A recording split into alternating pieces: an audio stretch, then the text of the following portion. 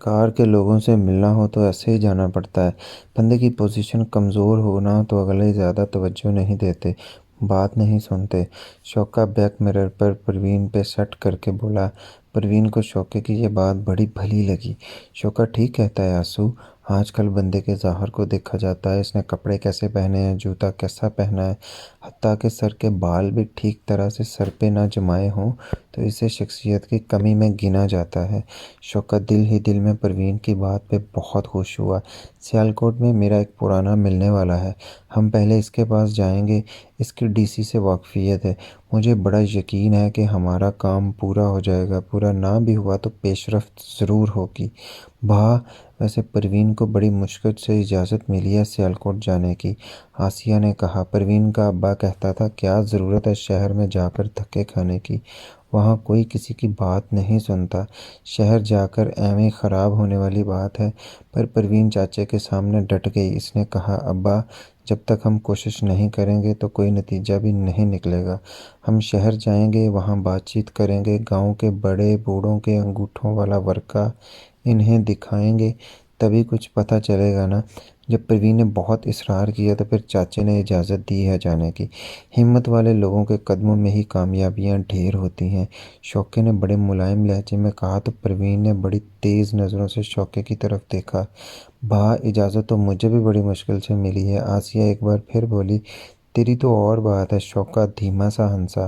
Jeep کچے اور پکے رستوں سے سفر کرتی ہوئی منزل کی طرف رواں تھی، پیلیاں دور دور تک خالی ہو چکی تھی، مونجی کی کٹائی ہو چکی تھی اور اب گندم کی تیاری ہو رہی تھی، اس لیے زیادہ زمین خالی پڑی تھی، جبکہ کہیں کہیں کماد کے کھیت بالکل تیار کھڑے تھے اور مکئی بھی تیار ہو چکی تھی، کہیں شٹالہ لگا ہوا تھا تو کہیں باجرے جوار کی کٹائی ہو رہی تھی۔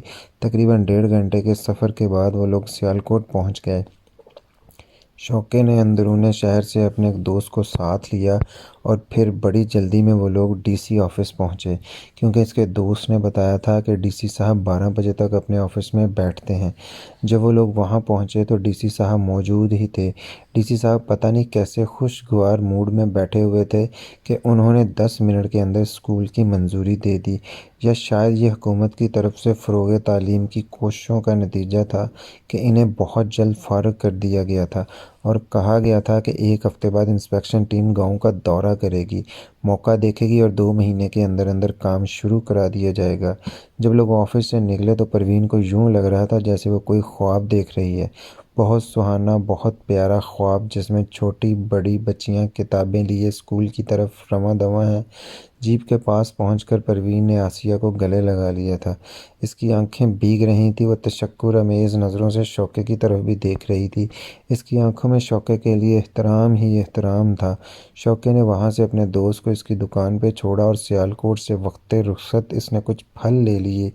بھئی تم لوگوں کو کھانا کھلانا تو اچھا نہیں لگتا، گاؤں پہنچنے تک ان پھلوں پر ہی گزارا کرو، شوکے نے جیسے معذرت آمیز لہجے میں کہا۔ پیسے بچانے کے لیے اچھا بہانہ ہے، آسیہ پروین کو آنکھ مار کے بولی۔ بھئی میں تو تمہاری وجہ سے کہہ رہا تھا، شوکا کہنا چاہتا تھا کہ پروین نے اس کی بات کاٹ دی۔ آپ جیپ کی طرف موڑیں۔ آپ جیپ گاؤں کی طرف موڑیں، اسے تو باتیں بنانے کی عادت ہے، پروین آسیہ کو زور سے چٹکی کاٹ کے بولی۔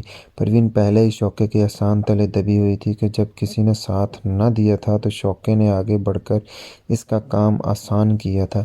جیپ پھر سے گاؤں کی طرف فراٹے بھرنے لگی تھی۔ سیدھے جاتے جاتے یکدم شوکے نے جیپ کا رخ بائیں طرف موڑ دیا تھا۔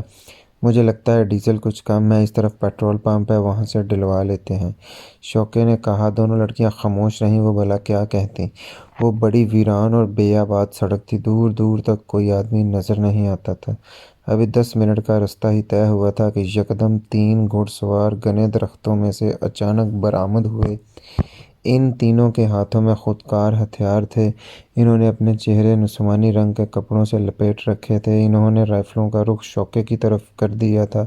شوکے نے جیپ روک دی تھی، دونوں لڑکیاں خوف کے مارے زرد ہوئی پڑی تھیں۔ حملہ آوروں نے شوکے کو جیپ سے نیچے اتار لیا تھا اور رقم کا مطالبہ کر رہے تھے، جبکہ شوکا مسلسل انکار کر رہا تھا۔ پھر ان تینوں میں سے ایک کڑکدار آواز میں بولا، دونوں لڑکیاں اٹھا لو۔ اس کے کہنے کی دیر تھی، دونوں ہذیانی انداز میں چیخنے چلانے لگی تھیں۔ شوکے نے ہاتھ کھڑا کر کے ان کو رکنے کا اشارہ کیا۔ خدا کا خوف کرو، ان لڑکیوں نے تمہارا کیا بگاڑا ہے؟ شوکا گمبھیر آواز میں بولا، بگاڑا تو نے بھی نہیں کچھ ہمارا۔ ایک نے کہا لگایا، اس سے کچھ بھی برآمد نہیں ہونے والا، ایسا کرو اس والی لڑکی کو اٹھا لو اور نکلو یہاں سے۔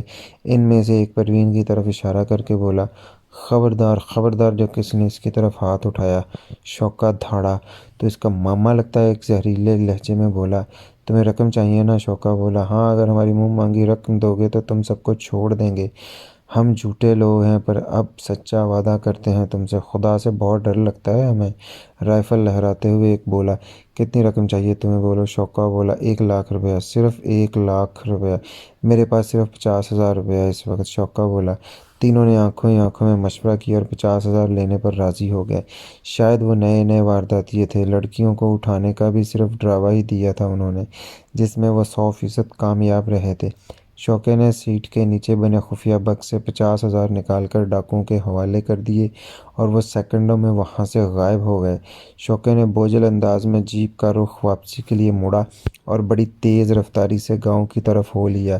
10-15 منٹ تک تو وہ تینوں کوئی بات ہی نہ کر سکے۔ پھر شوکے نے دھیمے لہجے میں بولنا شروع کیا، اسے میں زندگی کا خوفناک حادثہ ہی سمجھ سکتا ہوں۔ بہرحال میں مطمئن ہوں کہ کسی قسم کا کوئی نقصان نہیں ہوا۔ روپیہ پیسہ آنی جانی شے ہے، آج میرے پاس، کل اس کے پاس، مجھے پیسے جانے کا قطعی افسوس نہیں ہے۔ بس ایک بات بری طرح میرے دل میں کھٹک رہی ہے۔ وہ کیا؟ آسیہ سہمی ہرنی کی طرح بولی۔ تم دونوں میرے ساتھ ایک پکا عہد کرو۔ شوکا یہ کہہ کر چند لمحے خاموش رہا، پھر بولا، یہ عہد کرو کہ اس واقعے کو ہمیشہ کے لیے بھول جاؤ گی۔ تم دونوں کسی سے بھی اس کا ذکر نہیں کرو گی، کسی سے بھی۔ مگر بھا، آسیہ نے کچھ کہنا چاہا۔ بس میں نے کہہ دیا ہے نا کہ کسی سے ذکر نہیں کرنا، شوکا تھوڑا سختی سے بولا۔ پروین کی آنکھوں میں آنسو بھرے ہوئے تھے، وہ ایک بت کی طرح ساکت بیٹھی ہوئی تھی، بولنے کے لیے اس کے پاس کچھ رہا ہی نہیں تھا۔ اس کی ڈبڈباتی آنکھیں بار بار شوکے کی طرف اٹھ رہی تھیں۔ اگر تم دونوں میں سے کسی کو کچھ ہو جاتا تو میں کبھی اپنے آپ کو معاف نہ کر پاتا، شوکا بھیکی آواز میں بولا۔ کئی آنسو ایک ساتھ ٹوٹ کر پروین کی آنکھوں سے گرے۔ دونوں اپنے کمرے میں گمسم سے بیٹھے تھے، رومی کا چہرہ دھواں دھواں ہو رہا تھا۔ وہ جب سے ایفل ٹاور سے لوٹے تھے اسی حالت میں بیٹھے ہوئے تھے۔ نبیل کے دماغ میں جیسے کسی نے گرم سلاخ گھسیڑ دی تھی۔ جب جب وہ منظر اس کی نگاہوں میں تازہ ہوتا تھا، اس کے دماغ میں ٹیسیں اٹھنے لگتی تھیں۔ جب رومی اپنے بوائے فرینڈ کا ہاتھ تھامے ایفل ٹاور کے فلور میں چلی جا رہی تھی، اس نے نبیل کے سامنے کئی توجیہیں بیان کی تھیں۔ اس نے کہا تھا سمتھ یہاں گھومنے آیا ہوا تھا، اتفاقیہ ملاقات ہو گئی، اور پھر سمتھ زبردستی میرا ہاتھ پکڑ کر دکان میں لے گیا۔ وہ شاپنگ کرنے آیا ہوا تھا۔ نبیل نے رومی کی تمام باتوں کا کوئی جواب نہیں دیا۔ وہ خاموشی سے ایفل ٹاور سے نیچے چلا آیا تھا۔ رومی بھی بھاگتی بھاگتی اس کے ساتھ ہی نیچے پہنچی تھی۔ دونوں ہوٹل میں بھی اکٹھے پہنچے تھے۔ اس دوران ان کی آپس میں کوئی بات نہیں ہوئی تھی۔ کمرے میں پہنچ کر بھی وہ دونوں خاموش تھے۔ نبیل نے دل میں فیصلہ کر لیا تھا کہ رومی کو طلاق دے دے گا۔ اس کا دل کہہ رہا تھا کہ رومی نہیں سدھرے گی، آج نہ کل نہ 20 سال بعد، مگر بہت سوچ بچار کے بعد اسے اپنے دل میں فیصلہ بدلنا پڑا تھا۔ بوڑھے ماموں کی شکل اس کی نگاہوں میں گھوم گئی تھی، پھر ماں کی کہی ہوئی باتیں اسے یاد آنے لگی تھیں۔ وہ ماں کے مان کی صورت توڑنا نہیں چاہتا تھا، اس لیے اس نے ابھی مزید سوچنے کا فیصلہ کیا تھا۔ وہ واش روم میں گیا، اچھی طرح سے منہ ہاتھ دھویا، ٹاول سے چہرہ خشک کرتے ہوئے جب وہ باہر نکلا تو حیران رہ گیا۔ رومی غش سا کھا کر نبیل کے قدموں میں گری اور زاروں قطار رونے لگی۔ وہ نبیل کے پاؤں سے اپنا سر ٹکرا رہی تھی اور چیخ رہی تھی، نبیل، خدا کے لیے، خدا کے لیے مجھے معاف کر دو، میں ایسی نہیں ہوں جیسی تم سمجھ رہے ہو، میں تمہارے بغیر مر جاؤں گی، میں تمہارے بغیر زندہ نہیں رہ سکتی، میں تم سے بے حد پیار کرتی ہوں نبیل، تم مجھے جو سزا بھی دو گے مجھے منظور ہوگی، مگر پلیز مجھ سے ناراض نہیں ہونا، تمہاری خاموشی میرا جان لے لے گی، میرا دم گھٹا جا رہا ہے۔ نبیل بات کرتے کرتے رومی کی آنکھیں جیسے الٹ گئی تھیں۔ نبیل نے جھپٹ کر اسے خود سے لگا لیا۔